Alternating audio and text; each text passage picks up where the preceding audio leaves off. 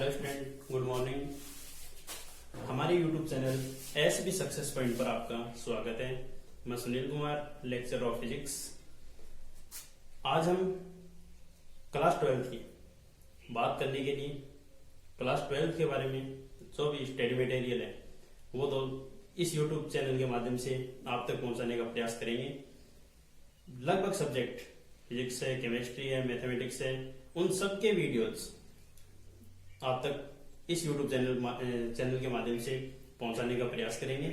आज मैं आपके लिए लेके आया हूँ फिजिक्स क्लास 12 की। अपन बात करें क्लास 12 की फिजिक्स के बारे में चर्चा करें तो देखिए स्टूडेंट्स, क्लास 12 की फिजिक्स है। क्लास 12 की फिजिक्स को 10 यूनिट में डिवाइड किया गया। कितने यूनिट में डिवाइड किए? 10 में। जो प्रत्येक यूनिट है वो अलग अलग फिजिक्स के अलग अलग मैटर से संबंधित है।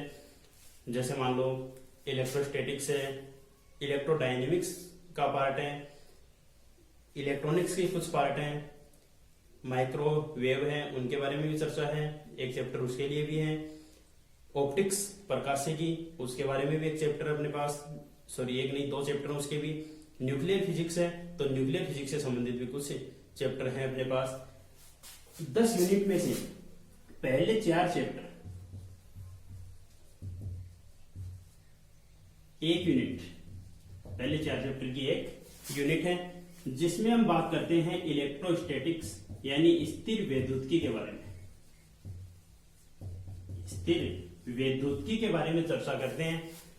स्थिर वैद्युतिकी, इसकी चर्चा करने से पहले अपन चलते हैं सेकंड यूनिट में। क्यों? क्योंकि सेकंड यूनिट इससे पहले की कक्षाओं में आपकी कुछ पढ़ी हुई है तो आपको भी थोड़ा सा इजी लगे और आपके समझने में भी कोई दिक्कत ना हो, क्योंकि पहले का पढ़ा हुआ मैटर अपन वापस एक बार रिपीट कर लेते हैं। तो स्टूडेंट्स, हम शुरू करते हैं आज सेकंड यूनिट, जो किससे संबंधित है? धारा वैद्युतिकी से संबंधित है। धारा वैद्युतिकी से संबंधित है। कुछ पॉइंट इसमें, जैसे मान लो पहली स्थिर वैद्युतिकी है, वो आवेश, विद्युत क्षेत्र, इन सब के बारे में। दूसरी यूनिट अपने पास धारा वैद्युतिकी, तो धारा से संबंधित है। कुछ मैट्रिक्स में आएगा, जैसे आवेश है, विद्युत क्षेत्र है, तो उनको नॉर्मल चर्चा अपन इस चैप्टर में भी कर लेंगे। बाकी विस्तार से उनको अगली यूनिट में, ये एक चैप्टर पढ़ने के पश्चात अपन शुरू करेंगे स्थिर वैद्युतिकी। एक चैप्टर अपन ये कर लेते हैं। क्यों? 10th क्लास में भी आपने पढ़ा है, विद्युत धारा के बारे में आपने पढ़ा है, तो एक चैप्टर की अपन बात कर लेते हैं पहले धारा वैद्युतिकी के बारे में। तो आइए शुरू करते हैं आज की क्लास अपन धारा वैद्युतिकी।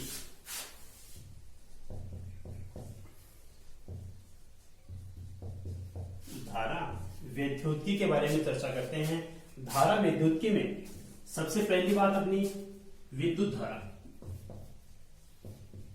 विद्युत धारा, जिसके बारे में स्टूडेंट्स आपने इससे पहले कक्षाओं में 10th क्लास में आपने विद्युत धारा के बारे में पढ़ा है, लेकिन वहां पे केवल डेफिनेशन थी, विद्युत धारा है, प्रतिरोध है, विभवांतर है, ये सब होते क्या, इनके बारे में आपने पढ़ा था। इस चैप्टर के अंदर इन्हीं के बारे में अपन विस्तार से अध्ययन करेंगे। वहां पे आपने डेफिनेशन तक बात सीमित थी, अब इस चैप्टर में अपन इनके बारे में विस्तार से अध्ययन करेंगे। तो देखो, विद्युत धारा है क्या चीज? पिछले कक्षाओं में भी आपने पढ़ा है कि विद्युत धारा के बारे में। विद्युत धारा इसी फॉर्मूले से डिफाइन करते हैं, I इक्वल्स में Q बाई टी से, इसी से करते हैं I equals Q by T. तो I बराबर Q बाई टी परिभाषित करेंगे, कैसी हो जाएगी? परिभाषा आपने पढ़ी है, आप ये कहते हो आवेश प्रवाह की दर। आवेश प्रवाह की दर वो क्या कहलाती है? विद्युत धारा कहलाती है आवेश प्रवाह की दर। अब देखो, डिफाइन करने के लिए और भी कर सकते हैं अपन। डिफाइन करने के लिए मैटर अपने पास दूसरा हो सकता है कि अपोन में जो भी वैल्यू है उसे अपन क्या कह सकते हैं? एकांक। अपोन में जो भी वैल्यू है उसे एकांक मानकर अपन ऐसा कह सकते हैं कि एकांक समय में प्रवाहित आवेशों की संख्या, वो भी क्या कह रहेगी? विद्युत धारा। एकांक समय में प्रवाहित आवेशों की संख्या या प्रवाहित आवेश, वो भी क्या कहलाएगी? विद्युत धारा। डेफिनेशन दोनों सेम ही है। अपॉन की वैल्यू को अपन एकांक मानते हैं। जैसे मान लो कोई भी अदर में चले अपन, तो आप भी जैसे मान लो दाब की बात करें तो दाब को आप ये लिखते हो F/A, यानी एकांक क्षेत्रफल पे लगने वाला बल। तो किसी भी फॉर्मूले से डेफिनेशन बनाने के लिए अपॉन में जो भी वैल्यू एकांक मान के उसे अपन डिफाइन कर सकते हैं कि एकांक समय में प्रवाहित आवेश, अपने पास ये बन जाएगी। अब यदि अपन किसी चालक की बात करें या कोई धात्विक चालक अपन माने कि धात्विक चालक जिसमें ऐसा कहते हैं कि इसमें इलेक्ट्रॉन से विद्यमान इलेक्ट्रॉन्स विद्यमान है, इलेक्ट्रॉन को गमन के लिए मीडियम की भी आवश्यकता होती है, जबकि कुछ कंडीशन ऐसी है कि निर्वात में भी इलेक्ट्रॉन गमन कर सकते हैं, उनके बारे में अपन चर्चा करेंगे। इलेक्ट्रॉन से जैसे मान लीजिए इसके अंदर इलेक्ट्रॉन कितने विद्यमान है, n, कि धात्विक चालक में इलेक्ट्रॉन कितने हैं, n इलेक्ट्रॉन विद्यमान है। तो परिभाषा अपनी विद्युत धारा क्या हो जाएगी इसके लिए, I इक्वल्स में NE, यानी आवेश टोटल कितना हो जाएगा, E आवेश इलेक्ट्रॉन का आवेश है, ठीक है, और N क्या है, नंबर ऑफ इलेक्ट्रॉन्स की धात्विक चालक में जितने इलेक्ट्रॉन विद्यमान हैं वो हो गए N, तो NE अपॉन में T। ये विद्युत धारा की डेफिनेशन किसके लिए हो जाएगी, एक धात्विक चालक के लिए। यानी फॉर्मूला किसके लिए बन गया, धात्विक चालक जिसमें एक या एक से अधिक इलेक्ट्रॉन विद्यमान है, उन्हें इस फॉर्मूले से अपन इंडिकेट कर सकते हैं, ठीक है। ये तो थी बात विद्युत धारा की। अब यदि ऐसा कहते अपन कि डेल्टी समय में किसी चालक से डेल्टी समय में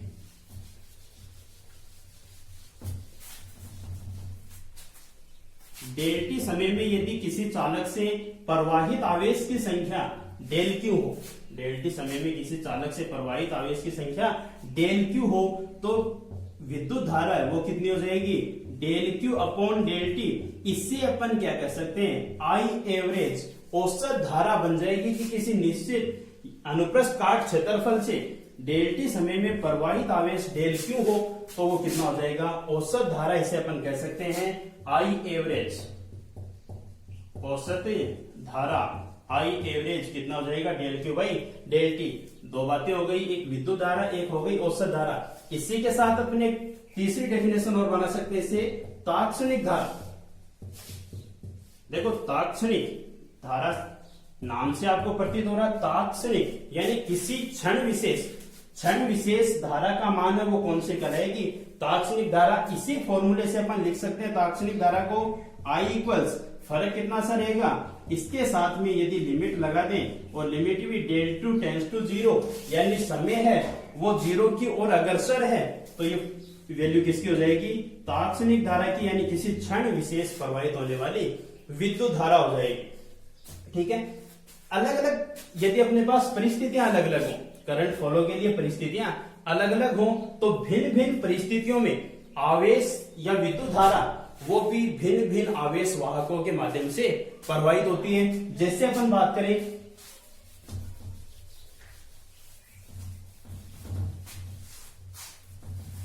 कि अपने पास कोई भी धात्विक चालक है, तो धात्विक चालक में आवेश या विद्युत धारा वो किनके द्वारा प्रवाहित होती है, इलेक्ट्रॉन के द्वारा प्रवाहित होती है।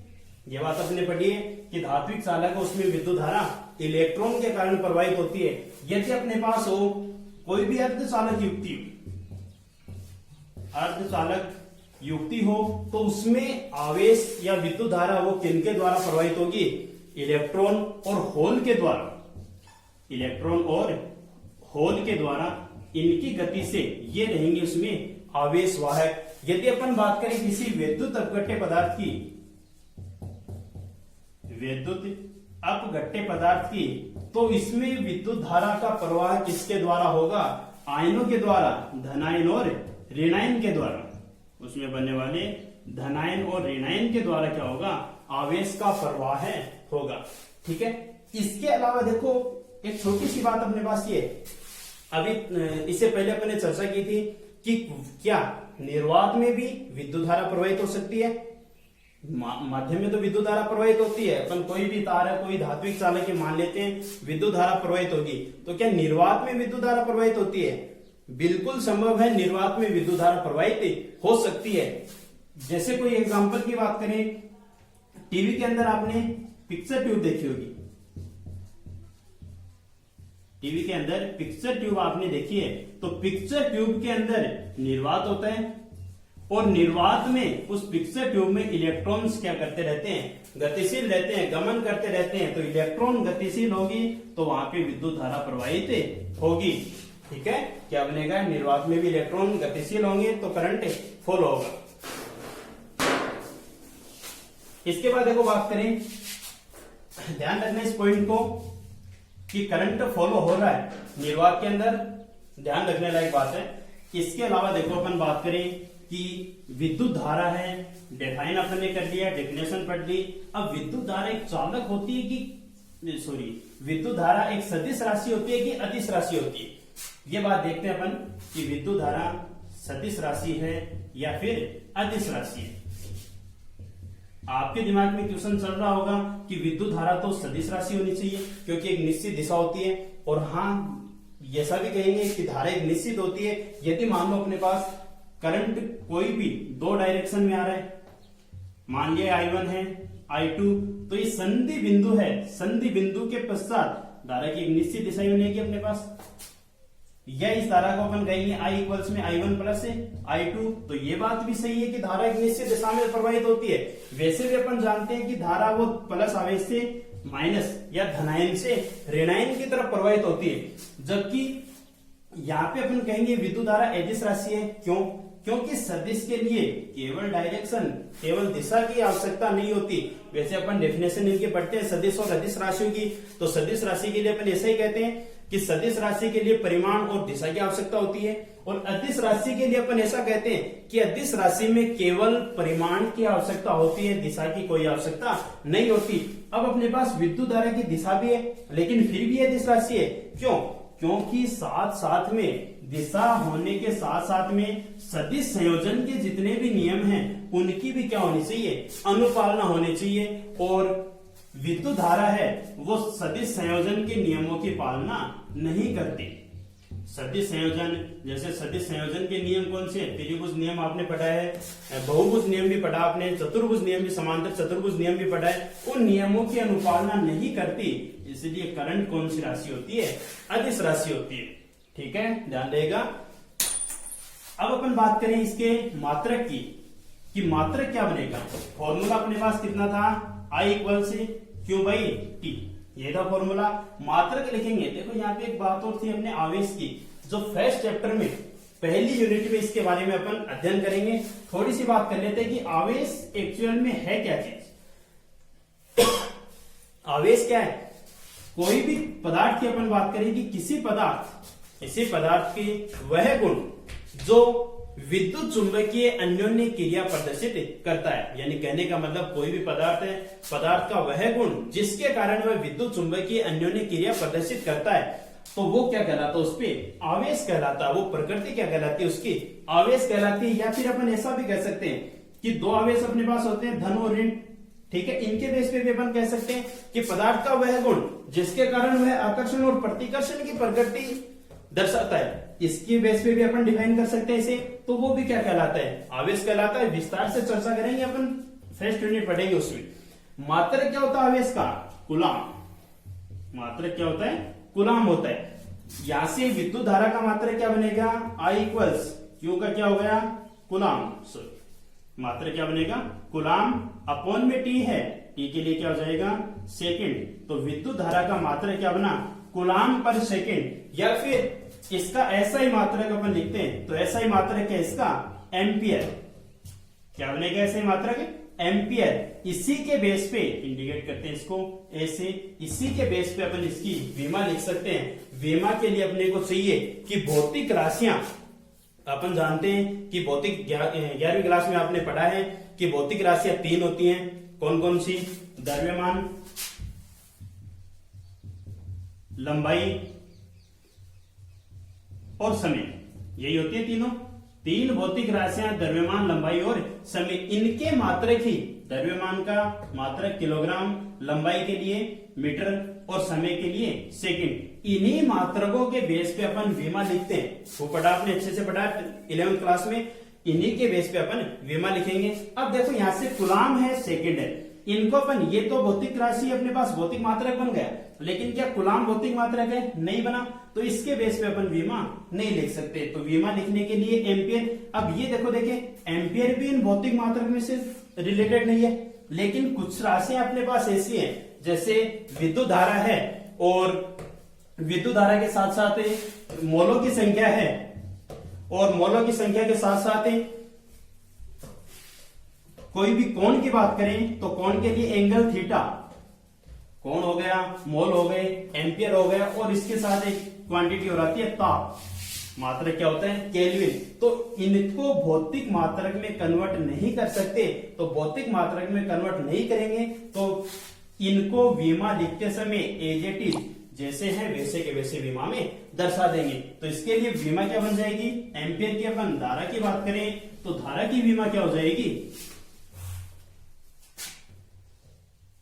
विमा लिखने के लिए ये लिखते हैं MLT, MLT। तो M का कोई पद है, द्रव्यमान का नहीं है, लंबाई का नहीं है, समय का नहीं है, केवल बचा एम्पियर अपने पास। तो एम्पियर को इसमें ऐसा का ऐसा लिखेंगे, एक है तो एक पावर लगा दिया अपन ने, बाकी ये सब जीरो हैं तो इनको दर्शाने की आवश्यकता नहीं है। तो मात्र सॉरी विमा क्या बनेगी इसकी, एम्पियर बनेगी। ठीक है, तो ये तो बात थी अपने पास नॉर्मल विद्युत धारा, जो पिछली कक्षाओं में भी आपने पढ़ा है। इसके बाद अपन बात करें धारा घनत्व। धारा घनत्व क्या चीज होती है, बहुत सी जगह आपने काम में लिया है कि घनत्व, घनत्व को आप जानते हो, घनत्व क्या होता है, एकांक आयतन का द्रव्यमान, यानी द्रव्यमान बट्टे आयतन, वो क्या कहलाता है, घनत्व। यानी कोई भी राशि है, कोई भी वस्तु है अपने पास, उसका आयतन, उसके लिए अपन डिफाइन करते हैं घनत्व को। अब देखो यहां से धारा घनत्व की अपन ने बात की, लगभग सेम सा ही है, केवल यहां पे अपन बात करते हैं अनुप्रस्थ काट क्षेत्रफल की।